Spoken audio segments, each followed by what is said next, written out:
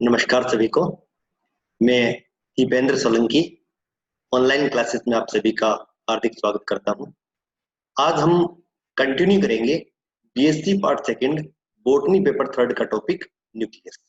पूर्व कक्षाओं में हमने पढ़ा था कि न्यूक्लियस जो है यह कोशिका में कहाँ पर स्थित होता है और उनकी खोज किसने की थी, इसकी सामान्य स्ट्रक्चर किस प्रकार से होती है, ये किन किन भागों से मिलकर बना होता है। Nuclear envelope, nuclear membrane, nucleolus, chromosomes और न्यूक्लियोप्लाज्म आदि भाग जो है मिलकर न्यूक्लियस का निर्माण करते हैं।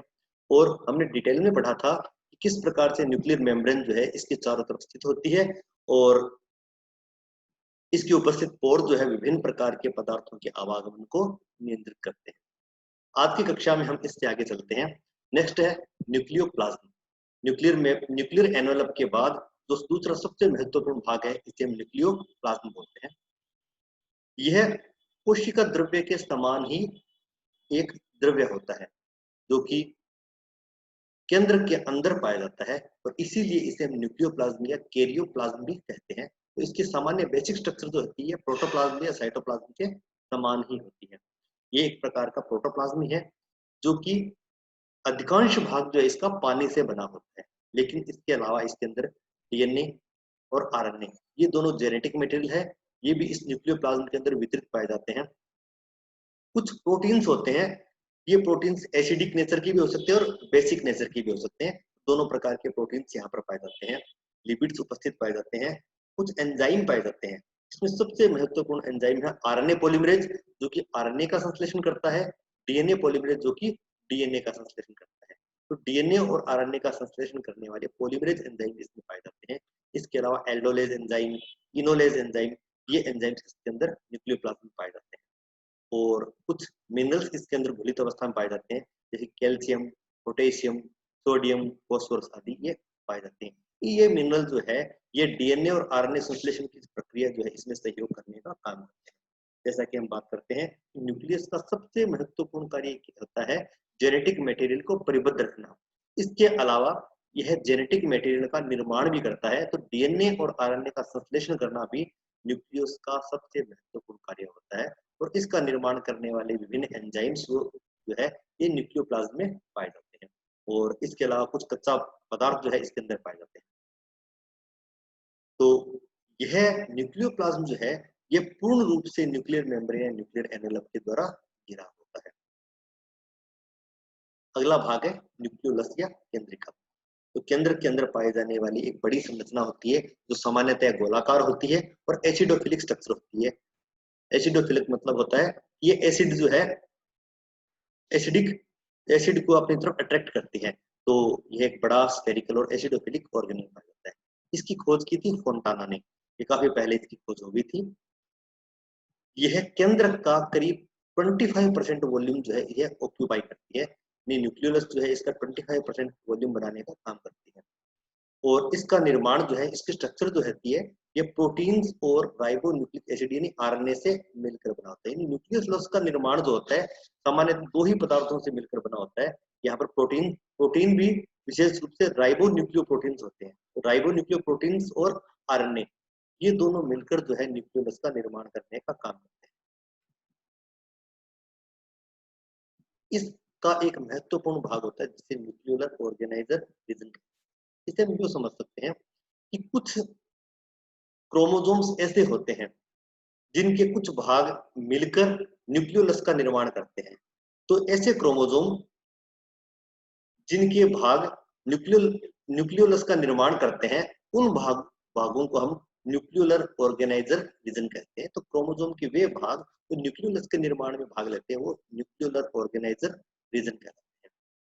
सभी एक कोशिका में पाए जाने वाले समस्त गुणसूत्र जो है ये न्यूक्लियोलस के निर्माण में भाग नहीं लेते। कुछ विशेष प्रकार के कुछ विशिष्ट गुणसूत्र होते हैं वही न्यूक्लियोलस के निर्माण में भाग लेते हैं।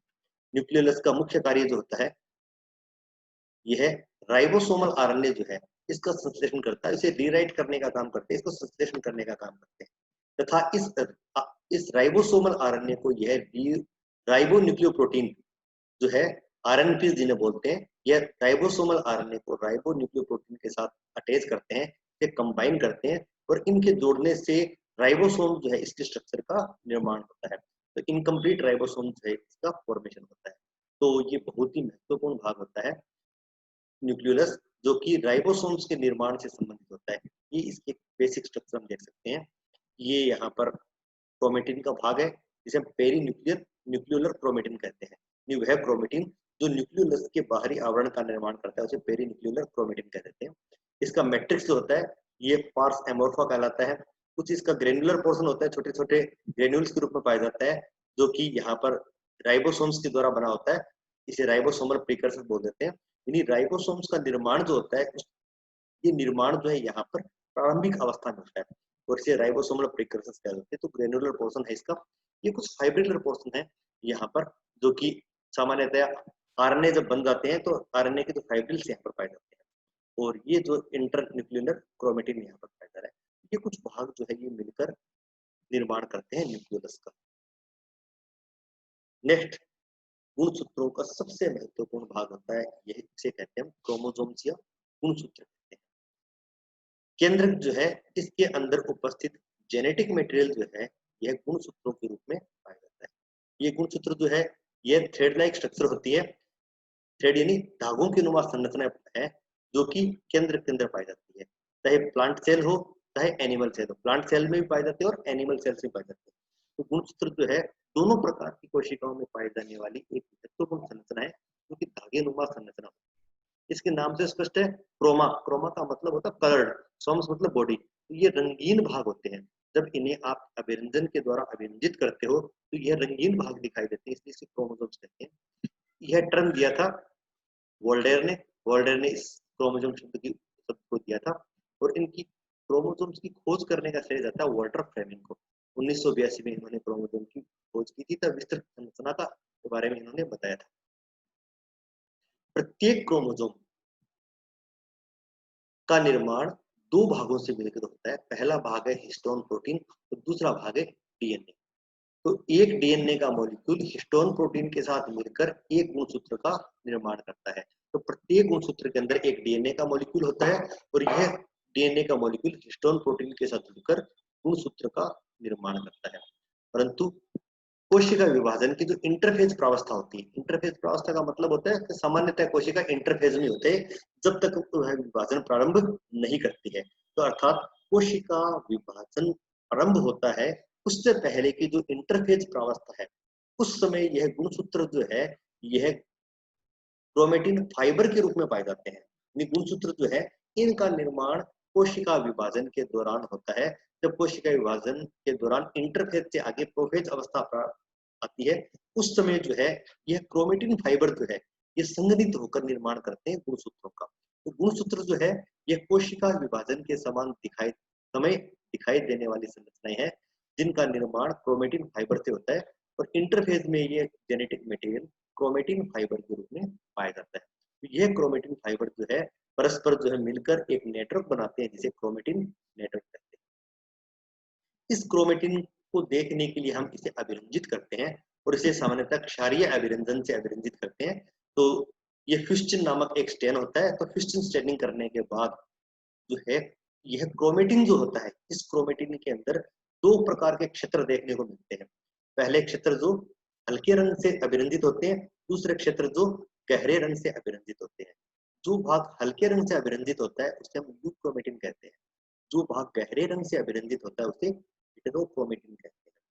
यहाँ पर कम गहरे या अधिक गहरे अभिरंजित होने से तात्पर्य ये है कि क्रोमेटिन का जो भाग अधिक कुंडलित होता है, जो भाग ज्यादा कुंडलित होता है वह ज्यादा संघनित होता है और इसीलिए यहाँ पर स्टेन ग्रहण करने की क्षमता अधिक होती है और ये गहरे रंग के क्षेत्र दिखाई देते हैं। जबकि जो भाग कम कुंडलित होते हैं वो हल्के रंग के दिखाई देते हैं, तो इसलिए यू क्रोमेटिन कहते हैं। यू का मतलब सत्य प्रकार की क्रोमेटिन। सत्य क्रोमेटिन इसलिए क्योंकि क्रोमेटिन नेटवर्क का यह सक्रिय भाग होता है। क्रोमेटिन नेटवर्क के अंदर जो सक्रिय जीन वाला भाग होता है वह यू क्रोमेटिन के द्वारा निर्मित होता है और हेटेरोक्रोमेटिन के अंदर क्रोमेटिन का सामान्यतः वह भाग होता है जिसमें उपस्थित जीन जो है सामान्यतया स्वयं को एक्सप्रेस नहीं करते हैं, स्वयं को अभिव्यक्त नहीं करते हैं। तो क्रोमेटिन का सक्रिय भाग जिसके जीन एक्टिवली कार्य करते हैं उसे हम यूक्रोमेटिन कहते हैं, और ये लाइट कलर से अभिरंजित होते हैं, जबकि क्रोमेटिन का वह भाग जिसके जीन सामान्यतः निष्क्रिय होते हैं वह गहरे रंग से अभिरंजित होते हैं। यहाँ पर आप देख सकते हो ये एक सामान्य कोशिका है, ये कोशिका एक प्लाज्मा मेम्ब्रेन है। प्लाज्मा मेम्ब्रेन के अंदर यहाँ पर आप देख सकते हो ये केंद्रक उपस्थित है। केंद्रक के अंदर कोशिका विभाजन के दौरान इस प्रकार से गुणसूत्र जो है बनते हैं। क्रोमेटिन जो है संघनित होकर क्रोमोसोम्स का निर्माण कर लेता है, इस प्रकार क्रोमोसोम्स दिखाई देते हैं। ये क्रोमोसोम को देखने पर आपको इस प्रकार से स्ट्रक्चर दिखाई देती है। यह एक मेटाफेज क्रोमोसोम है। मेटाफेज के अंदर प्रत्येक क्रोमोसोम के अंदर ये एक भाग है और ये दूसरा भाग है। तो ये एक क्रोमेटिड है और ये दूसरा क्रोमेटिड है। ग्रोथ क्रोमेटिड मिलकर ये एक क्रोमेटिड, ये दूसरा क्रोमेटिड, ये दो क्रोमेटिड मिलकर एक स्ट्रक्चर बनाते हैं जिसे कहते हैं क्रोमोसोम कहते हैं। तो मेटाफेज के अंदर क्रोमोसोम दो क्रोमेटिड से मिलकर बना होता है और प्रत्येक क्रोमेटिड के अंदर ये इस प्रकार से डीएनए का अणु जो है अत्यधिक कुंडलित होता है। और ये अत्यधिक कुंडलित होता है, आप यहाँ पर देख सकते हो ये डीएनए का अणु है। ये डीएनए का अणु धीरे धीरे कुंडलित होना प्रारंभ होता है। कुंडलित होने के बाद ये आप देख सकते हो हिस्टोन प्रोटीन के साथ मिलता है। डीएनए हिस्टोन प्रोटीन के साथ मिलकर जो स्ट्रक्चर बनाता है इस स्ट्रक्चर को कह देते हैं न्यूक्लियोसोम। डीएनए और हिस्टोन प्रोटीन मिलकर यहाँ पर ये कुंडलित संरचना बनाते हैं जिसे हम न्यूक्लियोसोम कहते हैं। ये न्यूक्लियोसोम भी परस्पर जुड़कर 6 न्यूक्लियोसोम परस्पर जुड़कर ये स्ट्रक्चर बनाते हैं जिसे सोलेनोइड कहते हैं। और इसके आगे फिर आगे कुंडलित होते रहते हैं और कुंडलित होने के बाद फाइनली ये 700 नैनोमीटर जो है, इसका डायमीटर जो है 700 नैनोमीटर, और ये इसका भी 700, इस तरह 1400 नैनोमीटर जो है का एक क्रोमोसोम जो है ये निर्मित होता है। यहाँ पर आप देख सकते हो कि किस प्रकार डीएनए जो है कुंडलित होकर क्रोमोसोम का निर्माण करता है और ये क्रोमोसोम जो है केंद्र के अंदर स्थित होते हैं और यह डीएनए ही एक्चुअल में जीन होता है। डीएनए जो है इसके छोटे से खंड को हम जीन कहते हैं और प्रत्येक जीन जो है एक विशिष्ट लक्षण को नियंत्रित करने में सक्षम। तो यहाँ पर हमने क्रोमोसोम की स्ट्रक्चर को हमने पढ़ा और पूरी कक्षा के अंदर हमने पढ़ा किस प्रकार केंद्र की संरचना पाई जाती है। केंद्र कोशिका के सबसे महत्वपूर्ण कोशिकांग जो कि इसकी वृद्धि और जनन दोनों को नियंत्रित करता है और विभिन्न प्रकार के लक्षणों की वंशागति के लिए भी इसके अंदर क्रोमोसोम्स उपस्थित पाए जाते हैं। तो यह सबसे महत्वपूर्ण कोशिकांग हमने आज की कक्षा में पढ़ा। बहुत बहुत धन्यवाद सभी को।